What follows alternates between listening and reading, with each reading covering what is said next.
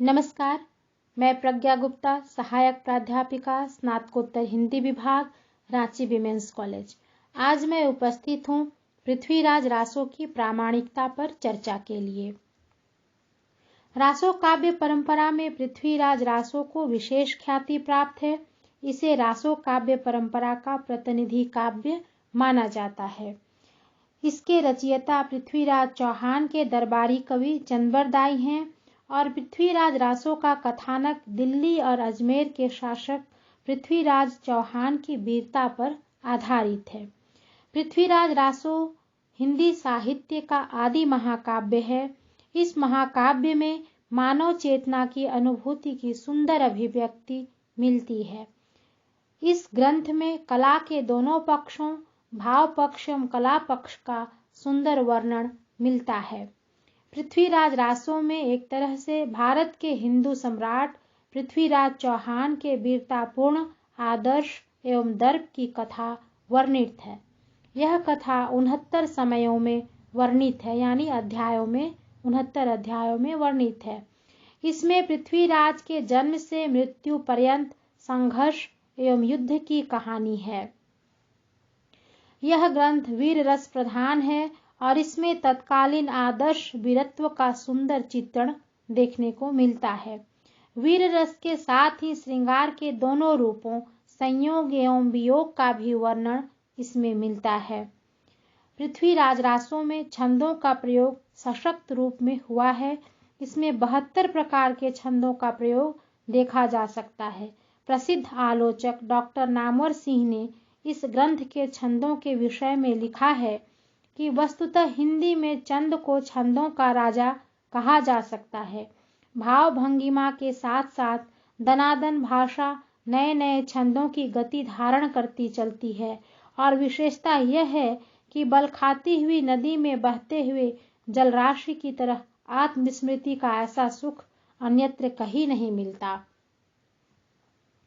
पृथ्वीराज रासो की प्रामाणिकता के संबंध में दो तरह के वर्ग हैं। एक वर्ग पृथ्वीराज रासो को प्रामाणिक मानता है, एक वर्ग पृथ्वीराज रासो को अप्रामाणिक मानता है। पृथ्वीराज रासो को अप्रामाणिक मानने वाले विद्वानों में श्री मुरारी दिन, कविराज श्यामल दास, doctor Buhler, Munshi Devi Prasad, doctor Gaurishankar Hirachand ओझा, आचार्य रामचंद्र शुक्ल, डॉक्टर रामकुमार वर्मा और मोतीलाल मेनारिया आदि प्रमुख हैं। इन्होंने घटना, काल और भाषा के आधार पर पृथ्वीराज रासो को अप्रामाणिक सिद्ध किया है।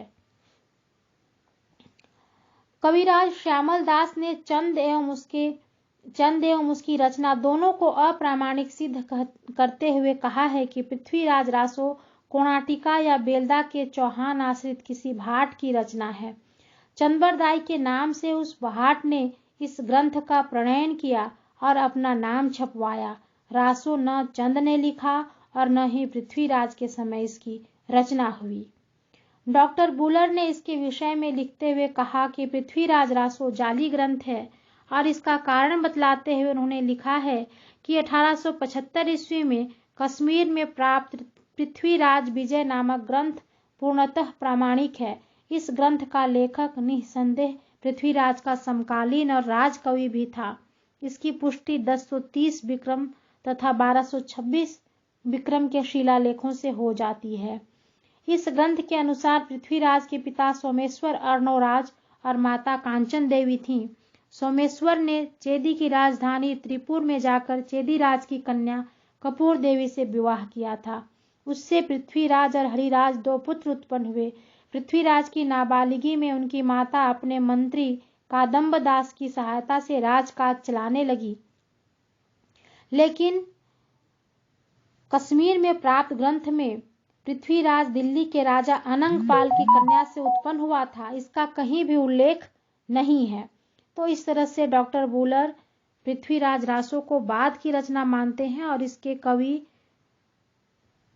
पृथ्वीराज के समय का नहीं मानते। डॉक्टर गौरीशंकर हीराचंद ओझा के मतानुसार चौहान सूर्यवंशी क्षत्रिय माने जाते हैं, अग्निवंशी नहीं। पृथ्वीराज रासो में इन्हें आबू के अग्निकुंड से उत्पन्न माना गया है। रासों में चौहानों की वंशावली के 44 नामों में केवल 7 नाम ही प्रामाणिक मिलते हैं। पृथ्वीराज की माता का नाम पूर्णतः भ्रामक है।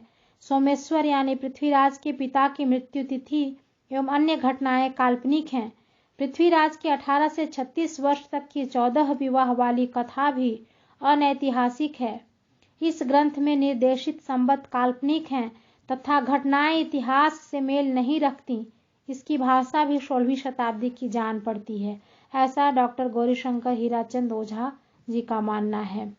आचार्य शुक्ल ने इस ग्रंथ को अप्रामाणिक माना है और कहा कि अधिक संभव जान पड़ता है कि पृथ्वीराज के पुत्र गोविंदराज या उनके भाई हरिराज अथवा इन दोनों में से किसी एक के वंशज के यहाँ चंद नाम का कोई भट्ट कवि रहा हो और उसी ने पृथ्वीराज की वीरता का कुछ वर्णन किया हो और पीछे भट्ट भणंत तैयार किया गया हो। भाषा की कसौटी पर कसने पर तो और भी निराश होना पड़ता है, क्योंकि यह बिल्कुल बेठिकाने है। उसमें व्याकरण आदि की कोई व्यवस्था नहीं है।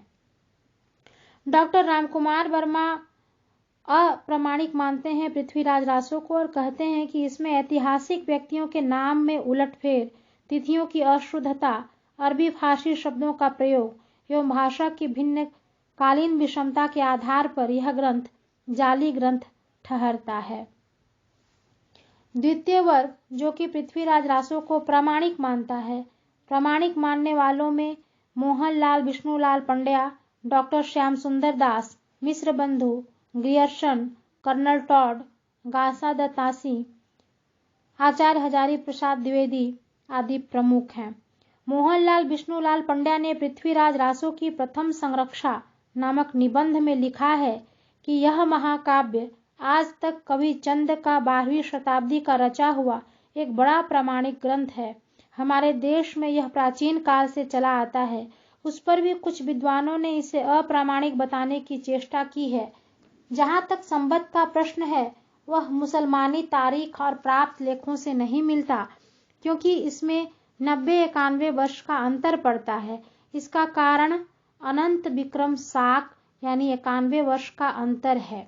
अगर इसे उपयुक्त ग्रंथ की तिथियों से जोड़ दिया जाए तो संबत भ्रांति दूर हो सकती है।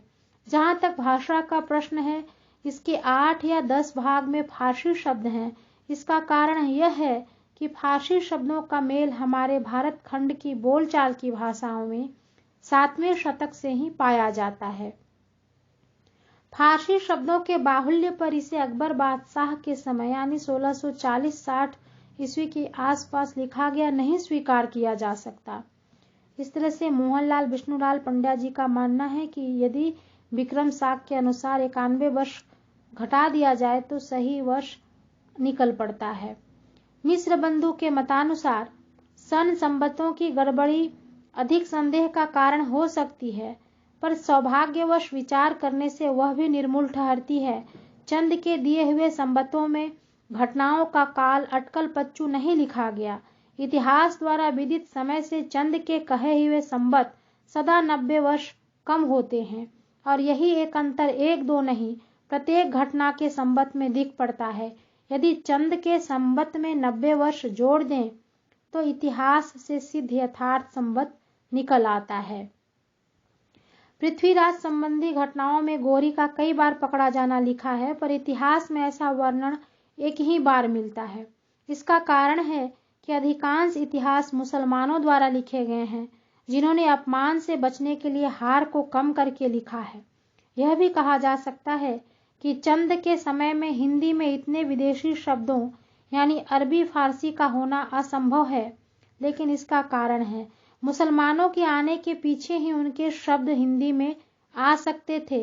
यह धारणा निर्मूल है, क्योंकि गोरी के आक्रमण के 200 वर्ष पूर्व से महमूद गजनवी की चढ़ाइयां होने लगी थीं और पंजाब का एक बड़ा भाग यवनों के अधिकार में चला गया था। अतः पंजाबी में मुसलमानी शब्दों का मिलना स्वाभाविक है। फिर चंद का जन्म भी तो लाहौर में हुआ था। इस प्रकार हम रासों के प्रामाणिक होने में कोई संदेह नहीं कर सकते। यानी मिश्र बंधु भी मानते हैं कि रासो एक प्रामाणिक ग्रंथ है और जो यहाँ समय का हेर फेर है उसमें 90 वर्ष जोड़ दिया जाए तो सही संबत निकल आता है। मुनि जिनविजय ने अपने पुरातन प्रबंध संग्रह में चंद कवि के ऐतिहासिक व्यक्ति और पृथ्वीराज चौहान का समसामयिक तथा राजकवि माना है। भाषा के विषय में अत्यधिक प्रचार एवं लोकप्रियता के कारण भिन्न भिन्न भाषाओं के शब्दों का प्रयोग हो गया है, ऐसा उनका मानना है। आचार्य हजारी प्रसाद द्विवेदी के शब्दों में अगर देखा जाए तो वो कहते हैं कि यह मान लेने में किसी को आपत्ति नहीं कि रासो एकदम जाली पुस्तक नहीं है। उसमें बहुत अधिक प्रक्षेप होने से उसका रूप विकृत जरूर हो गया है, पर इस विशाल ग्रंथ में सार भी अवश्य है। यानी कि द्विवेदी जी रासो की प्रामाणिकता में तनिक भी संदेह नहीं करते। इस प्रकार हम देख रहे हैं कि रासो को प्रामाणिक और अप्रामाणिक मानने वाले दो तरह के वर्ग के लोग हैं। फिर भी यह कहा जा सकता है कि रासो काव्य परंपरा में पृथ्वीराज रासो का महत्वपूर्ण स्थान है और भाव पक्ष एवं कला पक्ष की दृष्टि से पृथ्वीराज रासो एक महत्वपूर्ण ग्रंथ है। धन्यवाद।